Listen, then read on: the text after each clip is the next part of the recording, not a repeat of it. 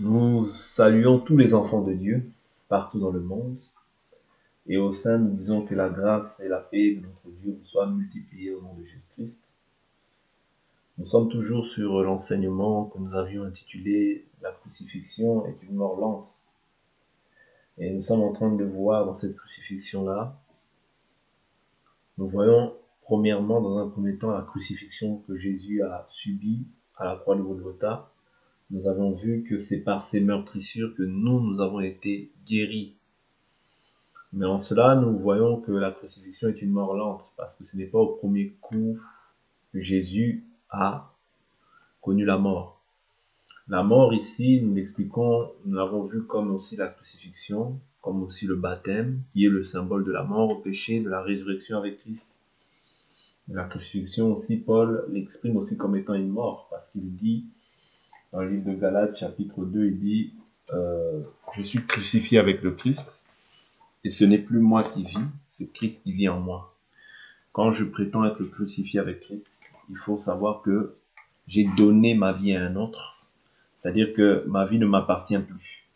Nous avions vu par là que autrefois, celui en quoi nous sommes crucifiés, c'est qu'autrefois, celui qui gouvernait nos vies, qui dirigeait nos pas, chacun dirigeait ses pas, et en réalité, comme tu diriges ta vie, tu es dirigé par le diable. Okay? Parce que la Bible nous dit que nous sommes de Dieu, le monde entier est au pouvoir du malin. Et nous savons que le Fils de Dieu est venu afin de nous montrer le véritable, et nous sommes dans le véritable, dans son Fils Jésus-Christ. C'est lui le Dieu véritable et la vie éternelle. Et la Bible nous dit, petits enfants, gardez-vous des idoles. Donc nous tous, tels que nous sommes, autrefois, avant d'avoir connu Jésus, nous étions sous l'emprise du malin. Okay? Éphésiens chapitre 2, vous étiez morts par vos offenses, okay?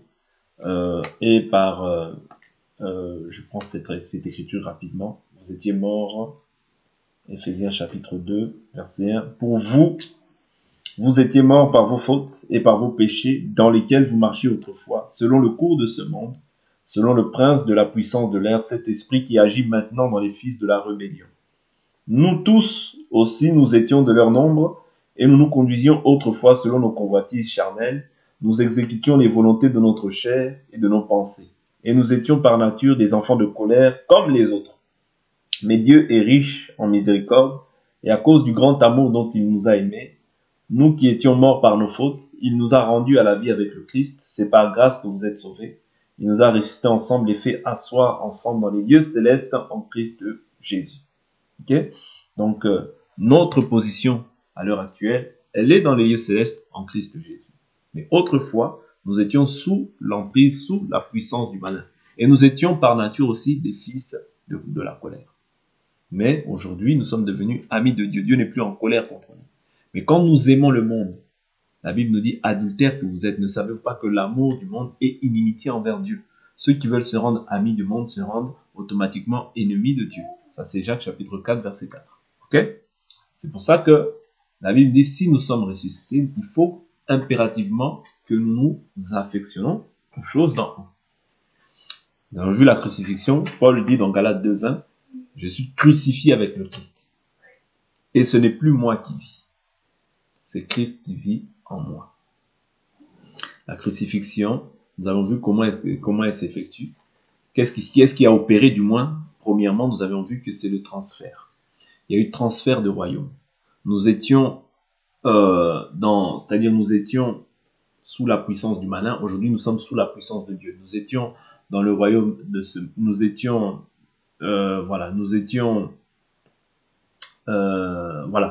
dans ce monde. Nous sommes toujours dans ce monde, mais spirituellement, notre âme n'appartient plus maintenant au diable. Notre âme appartient maintenant à Dieu. Ok? C'est très important de comprendre ces aspects-là. C'est par là que je vais commencer en disant que la crucifixion est une mort lente dans quel sens? Dans le sens où, c'est-à-dire quand nous venons à Christ, nous sommes nouvellement nés. Voilà pourquoi on parle de la nouvelle naissance. La nouvelle naissance, okay? C'est naître de nouveau. Voilà pourquoi Jésus dit à Nicodème, il faut que vous naissiez de nouveau.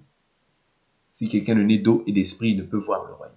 Donc, quand nous naissons de nouveau, il faut apprendre à chacun d'entre nous comment marcher dans la maison de Dieu qui est la colonne et l'appui de la vérité, 1 Timothée chapitre 3 verset 14. Et il y a des étapes. Il ne faut pas se dire que forcément quand la personne a reçu la parole du premier coup, elle va l'entendre, elle va la recevoir, elle va la mettre en pratique. Non. Voilà pourquoi Jésus, lorsqu'il laisse les apôtres, il dit « Enseignez-leur à garder mes commandements. Et voici, je suis avec vous tous les jours jusqu'à la fin du monde. » C'est-à-dire, enseigner, c'est ça qui va faire en sorte que ton âme, maintenant, puisse s'attacher. C'est-à-dire, l'enseignement, la méditation de la parole et le Saint-Esprit vont permettre que maintenant, ton âme ne puisse plus réfléchir comme avant. Voilà pourquoi on nous parle aussi de renouvellement de l'intelligence dans l'homme intérieur. C'est ça que fait la parole et c'est ça que fait le Saint-Esprit dans la vie des croyants. Changer, c'est-à-dire apprendre aux croyants comment marcher. Marcher en nouveauté de vie. Ok? Pourquoi? Parce que tu es mort. C'est-à-dire un mort, il faut que tu comprennes maintenant qu'il n'a plus de vie. La caractéristique d'un mort, c'est qu'il n'a plus de vie. La Bible nous dit, car le corps sans esprit est mort. Nous maintenant, nous sommes morts à quoi? Nous sommes morts à la loi qui nous maintenait captifs autrefois, la loi du péché et de la mort. Nous sommes maintenant, selon Romains chapitre 8, verset 2, il nous dit quoi? On peut lire ça rapidement. Je ne vais pas passer, je prends le temps de lire. Romains chapitre 8. Romains chapitre 8, verset 2. En effet, la loi de l'esprit de vie en Christ Jésus m'a libéré de la loi du péché et de la mort. Oui. Car chose impossible à la loi, parce que la chair la rendait sans force, Dieu, en envoyant à cause du péché son propre Fils dans une chair semblable à celle du péché, a condamné le péché dans la chair. Okay? Et cela pour que la justice prescrite par la loi soit accomplie en nous qui marchons non selon la chair, mais selon l'esprit. D'accord? Donc aujourd'hui, nous ne sommes plus sous la loi du péché et de la mort à cause de Jésus, qui est mort. C'est-à-dire que quand on nous parle de mort, ou bien de crucifixion, c'est-à-dire que nous sommes morts à ceux qui nous maintenaient captifs hier. Nous sommes morts c'est-à-dire à toutes les condamnations qui planaient sur nos vies. La Bible nous dit aussi dans le livre de 1 Pierre, vous avez été rachetés de la vaine manière de vivre héritée de vos pères. Okay? Toutes ces choses-là, toutes ces lois-là qui planaient sur nos vies, nous sommes morts. Aujourd'hui, il y a un autre propriétaire qui gouverne sur nos vies, c'est Jésus. Voilà pourquoi, dans le livre de Jean, il dit, je ne vous laisserai pas orphelin, je viens vers vous. Il vient vers nous sous maintenant la forme de l'esprit pour être le Père qui va maintenant être un Père spirituel pour nous. Okay? Parce qu'autrefois, nous avons pour Père spirituel le diable. Aujourd'hui, nous avons pour Père spirituel Dieu. Ok? Ces éléments-là, faut les comprendre. C'est pour ça que je dis que quand maintenant j'accepte Jésus, je suis censé être mort à moi-même. Mort à mon ancienne vie. Et je vous ai dit que la caractéristique d'un mort, c'est qu'il n'a plus de vie. C'est-à-dire, je ne peux plus déclarer que moi, je vis comme ça me regarde. Non.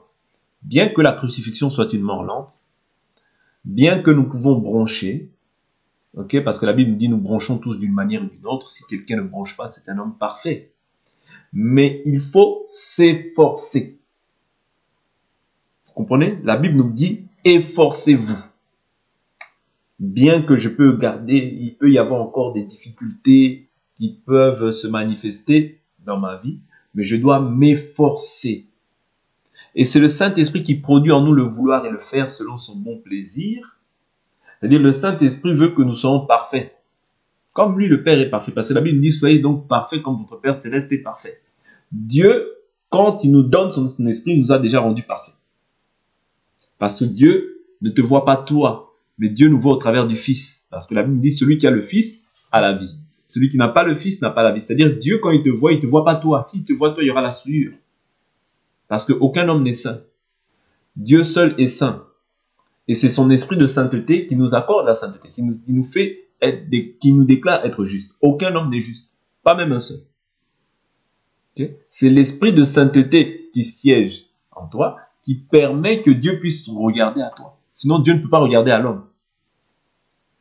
Parce que dans Isaïe, là-bas, nous dit que la justice de l'homme est un vêtement pollué. Ok? Est un vêtement pollué. C'est-à-dire que aucun homme n'est juste. Voilà pourquoi Dieu dit, tu n'as agréé ni sacrifice ni holocauste, mais tu m'as formé un corps. Vous voyez, c'est en Christ que Dieu a, c'est Christ que Dieu a agréé. Le sacrifice que Dieu a agréé, c'est Christ. Voilà pourquoi quand toi tu rentres en lui, ce que lui doit faire en contrepartie, c'est te faire mourir au désir du monde. Te faire mourir à ceux que tu affectionnais et que tu trouvais comme étant un gain hier. Tu ne peux pas. Tu ne peux pas. Quoique nous disions que la mort et la crucifixion est une mort lente, et nous pouvons prendre aussi certains aspects, il est vrai que Paul dit quand j'étais enfant, je parlais comme un enfant, je raisonnais comme un enfant. Mais quand j'ai mis un terme à ce qui est de l'enfant, c'est-à-dire que dans toute chose, il y a la période de l'enfant, bien de l'enfantillage, mais il y a la période où on doit mettre maintenant un terme à ce qui est lié à l'enfance. Ça, c'est 1 Corinthiens chapitre 11, je crois que Paul parle de ça. Quand j'étais enfant, je parlais comme un enfant, je raisonnais comme un enfant. Vous voyez? Voilà. 1 Corinthiens 13, veuillez m'excuser. 1 Corinthiens 13, je prends le verset 11. Il dit, lorsque j'étais enfant, je parlais comme un enfant, je pensais comme un enfant, je raisonnais comme un enfant. Lorsque je suis devenu homme, j'ai aboli ce qui était de l'enfant. Ok? J'ai aboli ce qui est de l'enfant. C'est-à-dire, quand on devient un homme fait, une personne faite, on doit abolir ce qui est de l'enfant. Parce que c'est là que Dieu nous attend. Et la période de l'enfant, nous voyons que Paul nous en parle dans le livre de 1 Corinthiens 3, il dit, puisqu'il y a parmi vous des querelles, des jalousies, des haines, n'êtes-vous pas charnels, ne marchez pas, vous pas d'une manière toute humaine. En fait, ce que Dieu haït, ce que Dieu est venu détruire en nous, c'est les œuvres du diable. 1 Corinthiens 3 nous dit quoi? Je vous ai donné du lait, non de la nourriture solide, car vous ne pouviez pas la supporter et vous ne pouvez même pas à présent, parce que vous êtes encore charnel. En effet, puisqu'il y a parmi vous de la jalousie, de la discorde, oui, ça c'est des œuvres d'enfants, de la discorde, ok, de la discorde, n'êtes-vous pas charnel, ne marchez-vous pas d'une manière toute humaine. Oui, quand l'un dit moi je suis de Paul et un autre moi d'Apollos, n'êtes-vous pas des hommes? Qu'est-ce donc qu'Apollos et qu'est-ce que Paul? Des serviteurs par le moyen desquels vous avez cru selon que le Seigneur l'a donné à chacun. Vous comprenez? Quand il y a l'enfantillage dans une église, quand l'église n'est pas mature, elle se livre à des considérations de personnes. Oui. Ah non, moi j'écoute lui, mais pas lui. C'est de l'enfantillage. Quand l'église n'est pas mature, il y a des discordes, il y a des jalousies. Oh, moi je l'aime pas parce qu'il m'a fait. Oh, moi celui-là je ne l'aime pas. C'est de l'enfantillage. Et c'est ça que Dieu veut détruire en chacun d'entre nous. C'est ça la crucifixion. C'est-à-dire Dieu veut crucifier ton ancienne nature, tes anciens désirs, ta manière de penser qui est ancienne. C'est ça que Dieu veut crucifier au bois. C'est pour ça que Paul dit, ce n'est plus moi qui vis. Parce que si c'est toi qui vis, il y a un problème avec Dieu, tu as un problème avec Dieu. Tu ne peux pas vivre avec Dieu et garder ta vie. Ça n'existe pas.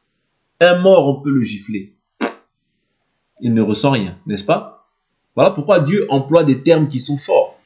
Il parle de mort, crucifié. Vous comprenez?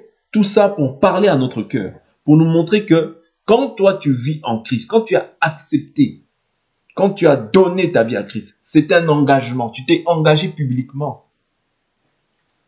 Tu as témoigné à Dieu, aux anges, aux démons, qu'aujourd'hui je m'engage devant mon Créateur. Parce que les démons sont des êtres invisibles. Ils voient l'engagement aussi que tu fais. Ils voient que tu ne leur appartiens plus. Et ils vont tout faire pour te ramener en fait dans les choses que tu es censé avoir vomi. C'est ça le rôle du diable. Te ramener dans les choses anciennes. Pourquoi? Parce que te ramener dans les choses anciennes, c'est te mettre en inimitié avec Dieu. C'est seulement ça. C'est-à-dire te ramener dans des choses qui ne plaisent pas à Dieu. Eh bien, la Bible nous dit, la main de l'Éternel n'est pas courte pour sauver. Ce sont vos péchés qui vous éloignent de moi. Ok? C'est pour ça que c'est très important de comprendre que oui, effectivement, la crucifixion, c'est une mort lente. Aujourd'hui, Dieu crucifie la haine. Aujourd'hui, Dieu détruit, je sais pas moi, la jalousie en toi. Aujourd'hui, Dieu crucifie en toi la discorde. Aujourd'hui, Dieu crucifie en toi l'impudicité. Dieu crucifie en toi le vol. Mais c'est-à-dire, le Saint-Esprit, quand il vient en toi, c'est pour détruire les œuvres du diable. L'enseignement, c'est à ça qu'il sert. Il sert à te rendre meilleur, à te rendre parfait, comme lui, le Seigneur, est parfait.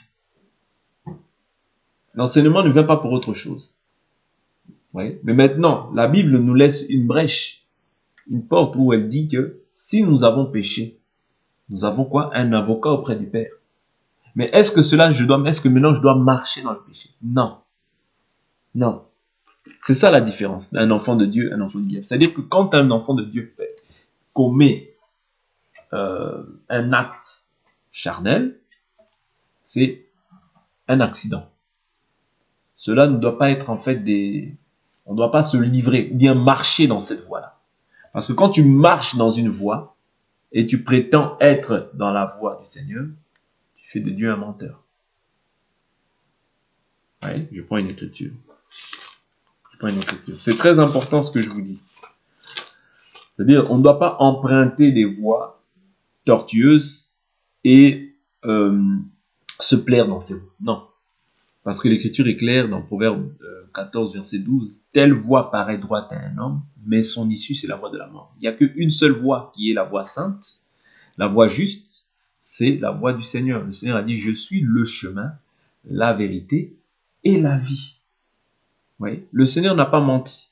Le Seigneur a des projets de paix. Et quand, en fait, on marche selon sa volonté, on repousse les promesses que Dieu nous a faites. Oui, on repousse. Parce que, tant que tu ne veux pas te soumettre totalement, Dieu te résiste. Parce que c'est de l'orgueil. La Bible nous dit, Dieu résiste aux orgueilleux, mais il fait grâce aux humbles. Oui. Dieu résiste aux orgueilleux. Or, l'orgueil se trouve dans la chair. C'est un désir de la chair. Quand tu ne veux pas te soumettre à Dieu, c'est que de l'orgueil en fait. Et le premier orgueilleux, c'est le diable. Voilà pourquoi quand toi tu es animé de cet esprit-là, Dieu va te résister. Tu vas demander des choses à Dieu, Dieu peut ne pas te les donner. Dans sa souveraineté, il peut le faire. Mais il peut aussi ne pas te les donner. Pourquoi? Parce que toi, tu lui résistes. Et on ne résiste pas à Dieu. Devant Dieu, on se soumet. Parce que tout homme est menteur. Dieu seul doit être reconnu comme étant vrai. N'est-ce pas? Tout homme, menteur d'abord. Moi le premier, menteur. Je répète, moi le premier, menteur. Et tout homme, menteur. Dieu seul est vrai. Oui. Dieu seul est vrai. Tout homme, menteur. C'est très important. J'avais dit une écriture, mais je ne sais plus quelle écriture j'avais donnée. Je devais aller chercher. Si ça me revient à l'esprit, je vais prendre. J'avais dit une écriture là, que je devais chercher, mais j'ai commencé à parler. C'est quelle écriture que je devais prendre?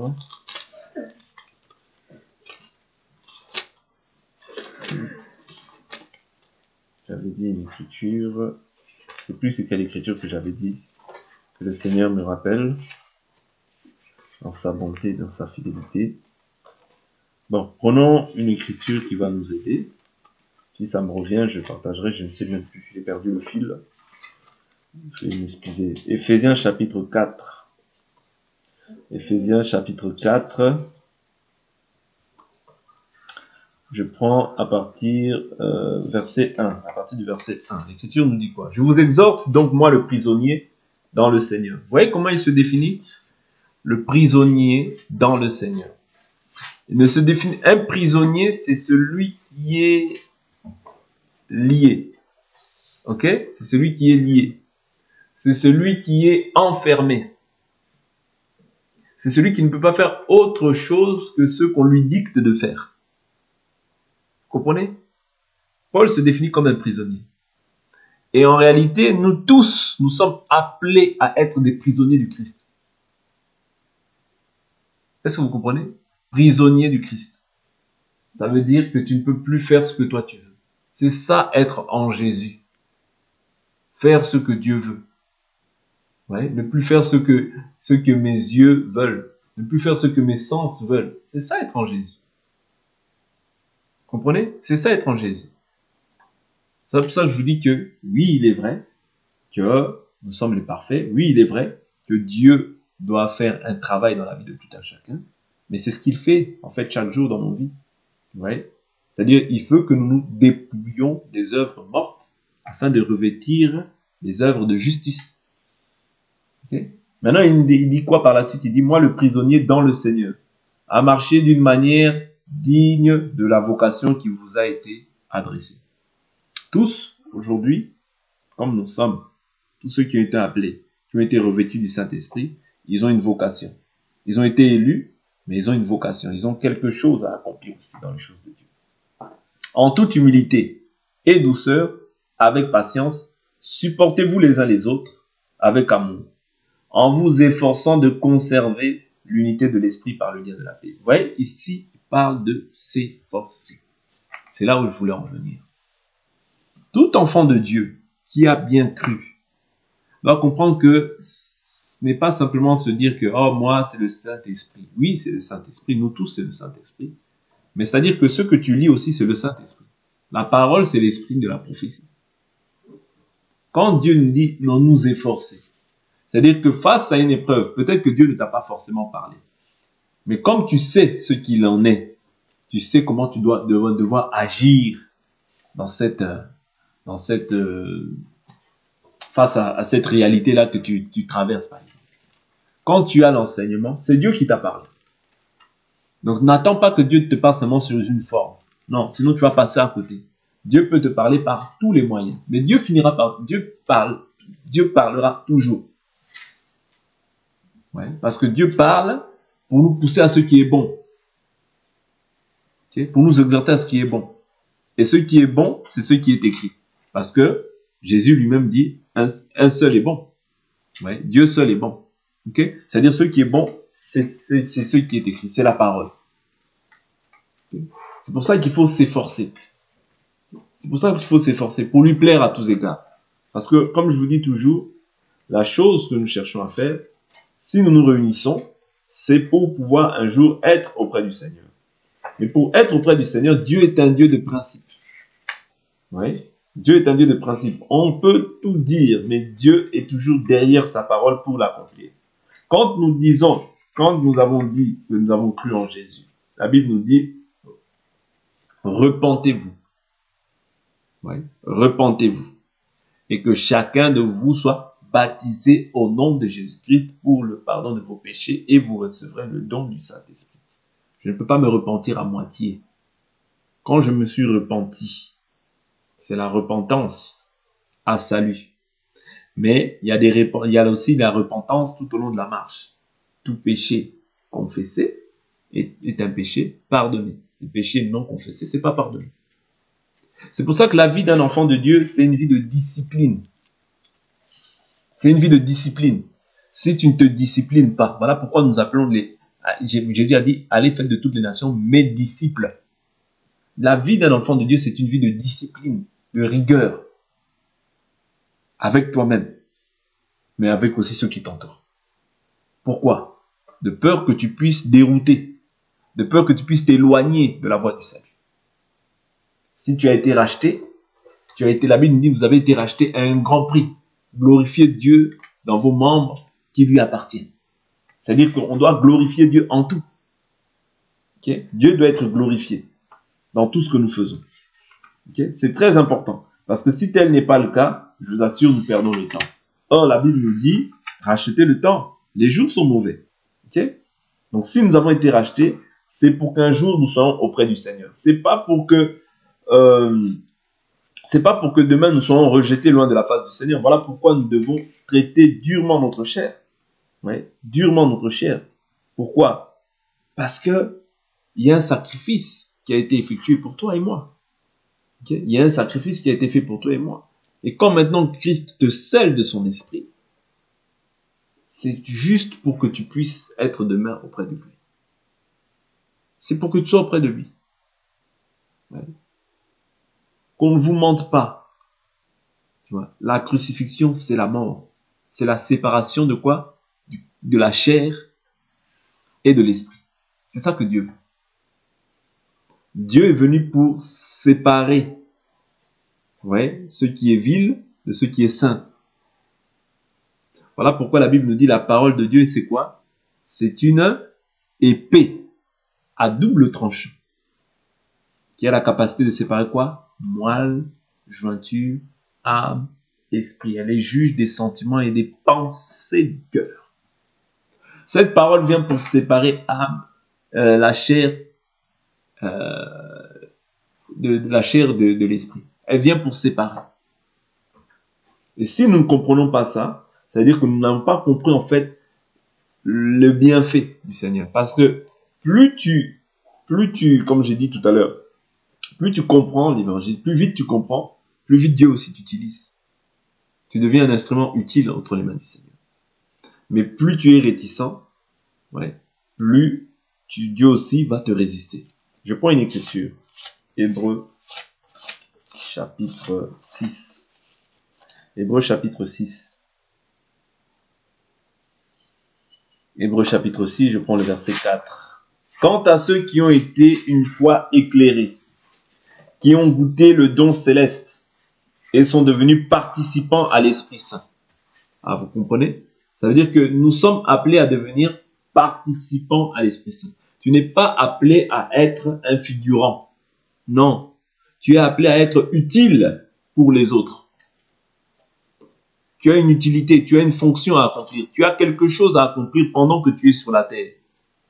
Mais maintenant, tout dépend de la manière dont tu considères en fait l'œuvre de Dieu. Tu considères l'esprit que Dieu t'a donné. Plus tu demeures encore dans l'enfance, moins, c'est-à-dire tu ne seras pas utile vraiment pour le Seigneur. Mais plus tu mets un terme à ce qui est de l'enfance, à terme à ce qui est lié à la chair, tu verras la gloire de Dieu. Parce que la Bible dit, si tu crois, tu verras la gloire de Dieu. Et croire, aujourd'hui, on l'explique. Croire, c'est pas croire comme tout le monde dit, je crois aujourd'hui en Jésus. Non. Croire, c'est mourir. Croire, c'est mourir. Pour porter du fruit, il faut mourir.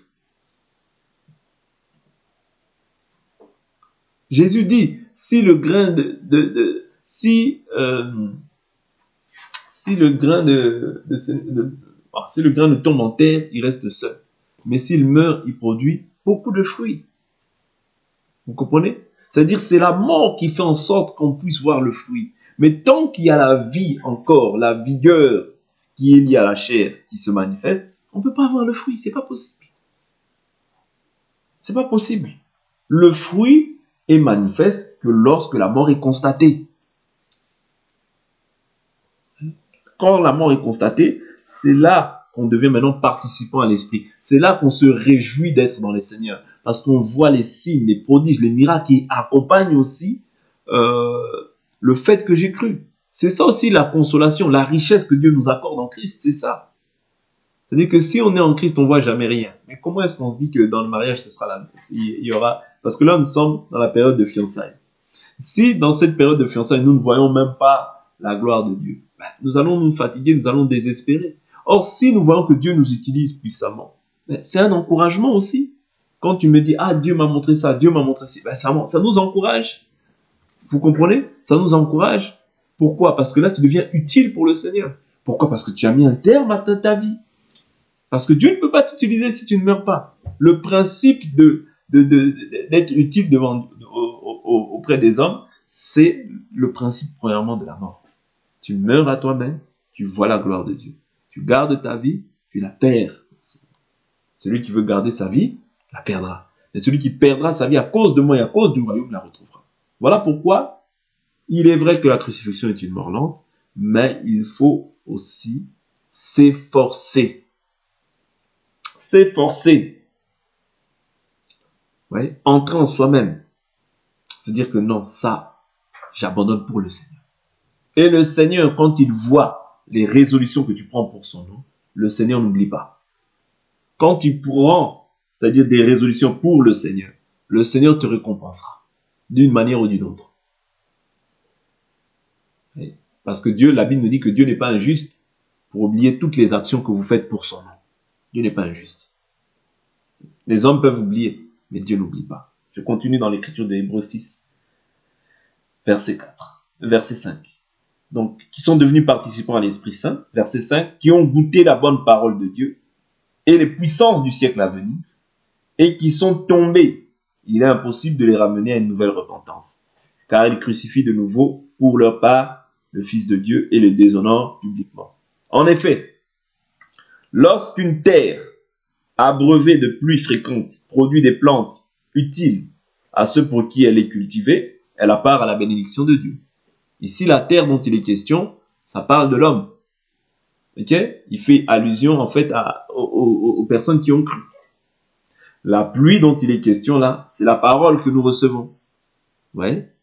Parce que Ésaïe 55 nous dit,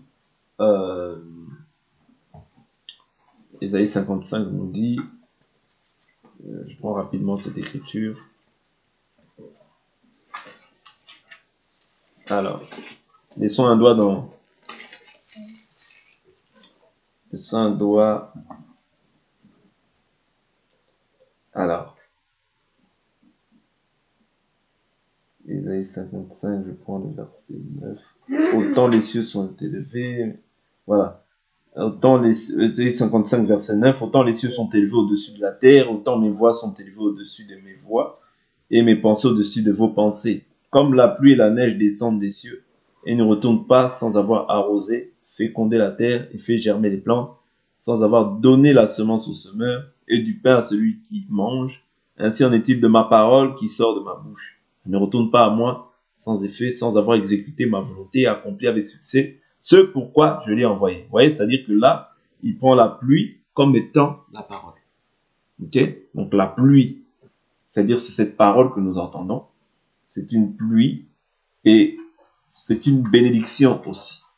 Ok? C'est une bénédiction. Mais si elle produit, verset 8, ici je suis dans Hébreux chapitre 6, je reviens au verset 8. Ok? Donc on nous avait dit que les plus fréquentes produisent des plantes utiles à ceux pour qui elle est cultivée. C'est-à-dire que si aujourd'hui toi, tu es en Christ, c'est pour être une bénédiction pour l'autre, pour quelqu'un, d'une manière ou d'une autre. Parce que quand tu es cultivé, ce n'est pas pour toi. Ma main, telle qu'elle est là, elle est utile pour tout le corps. Quand j'ai besoin de me laver, mes pieds bénéficient de cette bénédiction. Ma bouche, elle est utile pour tout le corps. Quand j'ai besoin de manger, c'est mon corps qui est dans la joie. Mes pieds sont utiles pour tout le corps. Parce que quand j'ai besoin de me déplacer, ma tête, mon corps en bénéficie. Si je n'ai pas de vêtements et que je n'ai pas de pieds, je fais comment? Vous comprenez? C'est-à-dire, tous, autant que nous sommes, nous avons une particularité et une chose à apporter dans le corps. Vous voyez? Il faut en être conscient. C'est-à-dire que tous, autant que nous sommes, nous avons quelque chose à apporter. Mais tout dépend de la manière dont tu renonces à toi-même. Tout dépend de ça. Plus tu renonces à toi-même, plus tu es utile pour Dieu. Moins tu renonces à toi-même, plus tu gardes ta vie, moins tu es utile pour Dieu. Parce que tu résistes à Dieu. Et Dieu ne peut pas se glorifier dans une terre qui ne glorifie pas le Seigneur. Voilà pourquoi la Bible nous dit « repentez-vous ». C'est-à-dire la première des choses, c'est la repentance. Et la repentance, c'est pas se repentir à moitié. Garder ce que je veux et en fait faire un micmac de l'évangile. Non, on ne se moque pas de Dieu. Ce qu'un homme aura semé, le moissonnera. C'est-à-dire, si tu veux servir Dieu, sers-le totalement. Sinon, ne le sers pas. Parce que si tu sers Dieu à 99%, je vous ai toujours dit, c'est le seul examen où si tu sers à 99%, venir 99, tu as échoué. Sur 100, tu as échoué. À la manière des hommes, les hommes diront, oh, c'est une bonne note. Devant Dieu, tu as échoué. Pourquoi? Parce que Dieu, on le sonne, soit tu le sers à 100%, soit ne le sers pas. Va dans le monde, va vivre comme tout le monde. Ouais, c'est le seul diplôme. Ou si toi, tu ne veux pas te donner, ou si toi, tu veux garder ta vie, crois-moi, tu ne verras pas le royaume. Ok? C'est pour ça que je dis qu'il faut s'efforcer. Ok? Il y a la phase où Dieu nous parle, mais il y a la phase où on prend aussi conscience et où on accepte délibérément de se dire que bon, j'ai assez gardé ma vie. Il est temps maintenant que je fasse ce que Dieu veut. Parce que nous tous, quand nous voyons les signes, les prodiges, nous sommes dans la joie. Ouais, nous voulons voir la puissance de Dieu. Mais tout dépend de la manière aussi dont tu renonces à toi-même. Ok? C'est très important. Verset 8, j'avais dit, mais si elle produit des épines et des chardons, elle est réprouvée et près d'être maudite et finit par être brûlée. Vous voyez? Elle est maudite. Si elle produit des épines et des chardons, elle est réprouvée, près d'être maudite et finit par être brûlée. Donc c'est ça, en fait, le châtiment qui sera accordé à tous ceux qui ne se conforment pas pleinement à la volonté de Dieu. Et c'est pas ce que Dieu veut. Parce que Dieu veut que tous les hommes soient sauvés, qu'ils parviennent à la connaissance de la vérité. Oui. Voilà pourquoi Dieu nous parle de crucifixion. Crucifier. Ne plus considérer ce qui était pour toi un gain, mais le voir comme de la boue afin de gagner Christ. Si nous sommes en Christ, c'est pour voir le royaume. N'oubliez pas. Oui. Être en Christ, c'est pour voir le royaume. C'est pour demain être dans sa présence. C'est pour demain être avec lui dans le royaume. N'oubliez pas l'espérance qui nous lie. N'oubliez pas la raison pour laquelle nous avons cru. N'oubliez pas le jour où vous avez confessé Jésus-Christ. Tu as dit, je te suivrai. Je te suivrai. Ouais. N'oublions pas ça. Et je prends une dernière écriture, je m'arrête là. Je prends une dernière écriture où il est dit,